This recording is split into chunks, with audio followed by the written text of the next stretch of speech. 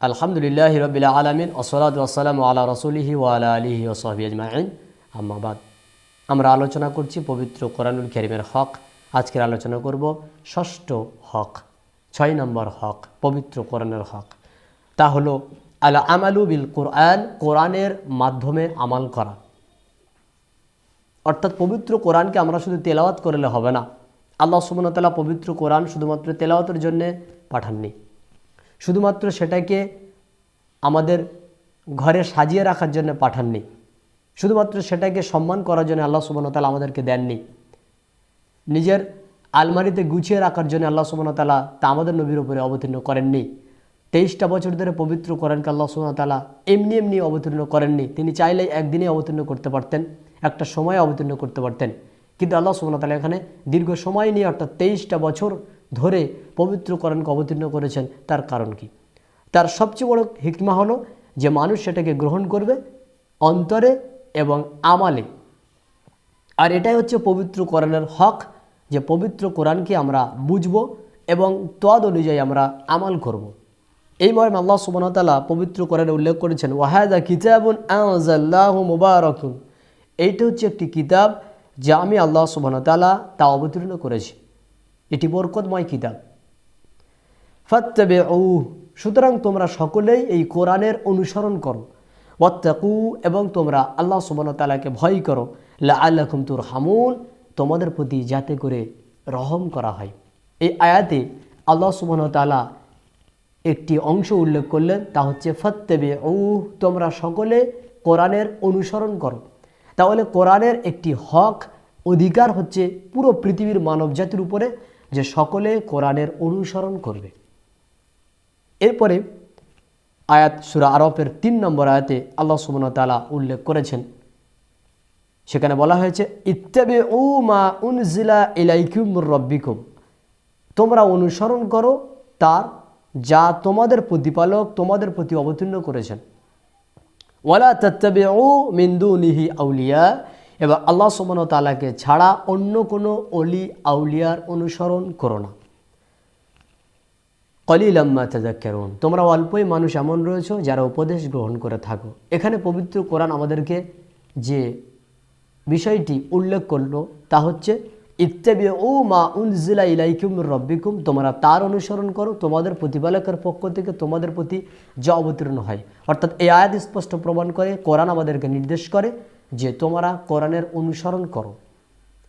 এই মর্মে পবিত্র কোরআনে আরও বহু আয়াত রয়েছে যেগুলো পেশ করা যায়। তবে আমরা একটি হাদিসের প্রতি লক্ষ্য করতে পারি যে কোরআনুল কারীমকে যদি আমরা বুঝি, জানি এবং তার প্রতি আমল না করি, সেটা কতটা ভয়ানক হতে পারে। এই মর্মে সহিহ বুখারীর মধ্যে উল্লেখ করা হয়েছে 1386 নম্বর হাদিস। এখানে বলা হয়েছে সামরা বিন জুনদুব রাদিয়াল্লাহু আনহু তিনি হাদিসটি বর্ণনা করেছেন।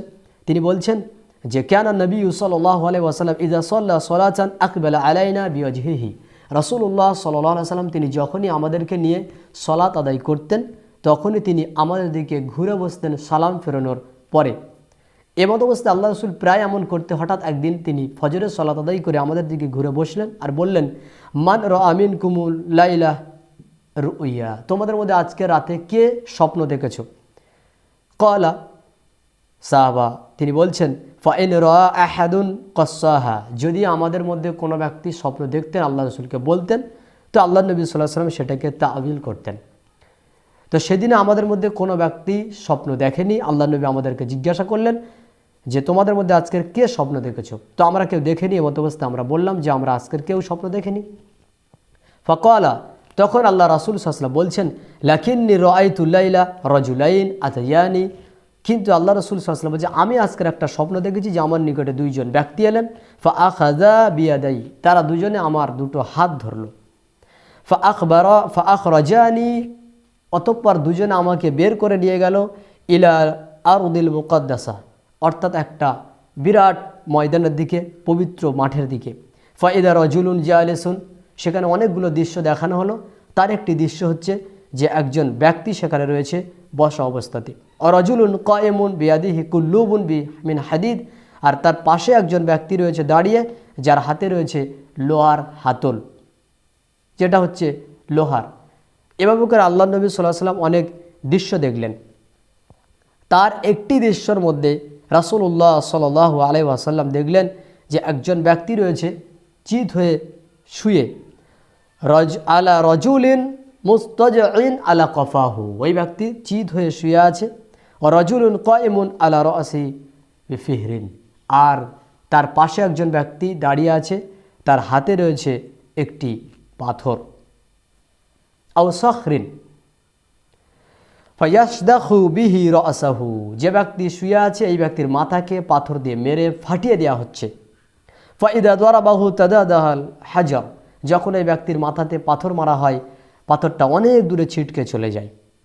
ফান্তালাকা ইলাইহি লিয়াখুযাহু, অতঃপর ওই ব্যক্তি ছুটে গিয়ে, যে ব্যক্তি দাঁড়িয়ে ছিল ছুটে গিয়ে পাথরটা আনতে যায়। ফালা ইয়ারজিউ ইলা হাযা হাত্তা ইয়ালতাইমা রাসু, ওই ব্যক্তি ছুটে পাথর আনতে আনতেই এই ব্যক্তির মাথা তেমনই হয়ে যায় পূর্বের অবস্থায় যেমন ছিল। ওয়া আদা রাসাহু কামাহু, অর্থাৎ মাথা তার পূর্বের অবস্থাতে ফিরে যায় যেমনটা ছিল। ফাআদা ইলাইহি, ওই ব্যক্তি আবার ওই দিকে ছুটে যায়। ওদারাবাহু, আবার ওই ব্যক্তিকে মারে। এইভাবে করে তার শাস্তি হতে থাকে। অর্থাৎ রাসূল সাল্লাল্লাহু আলাইহি ওয়াসাল্লাম তিনি তার স্বপ্নে যা কিছু দেখলেন তার সাহাবাদেরকে বর্ণনা করতে গিয়ে একটা স্বপ্নের কথা বললেন, দৃশ্যের কথা বললেন, স্বপ্নের দৃশ্য, যে আমি অনেকগুলো দৃশ্য দেখেছি, তার একটা হলো একজন ব্যক্তি শুয়ে আছে আর তার মাথার কাছে একজন ব্যক্তি হাতে করে পাথর নিয়ে দাঁড়িয়ে আছে। দাঁড়িয়ে থাকা ব্যক্তি শুয়ে থাকা ব্যক্তির মাথায় করে পাথর মারে, যখন পাথর মারে তখন মাথাটা ফেটে চৌচির হয়ে যায় আর পাথরটা অনেক দূরে সরে যায়। ওই ব্যক্তি পাথর কুড়িয়ে আনতে না আনতেই যে ব্যক্তি শুয়ে আছে তার মাথাটা পূর্বের অবস্থাতেই ফিরে যায়। আবার ওই ব্যক্তি পাথর এনে যে ব্যক্তি শুয়ে আছে তার মাথায় করে আঘাত করে, আবার পাথরটি দূরে চলে যায়, এই ব্যক্তি কুড়াতে যায়, মাথা আবার ঠিক হয়ে যায়। এভাবে শাস্তি চলতে থাকে। আমি জিজ্ঞাসা করলাম যে এই ব্যক্তি কে, মান হাযা, এই ব্যক্তি কে যাকে এইভাবে শাস্তি দেওয়া হচ্ছে?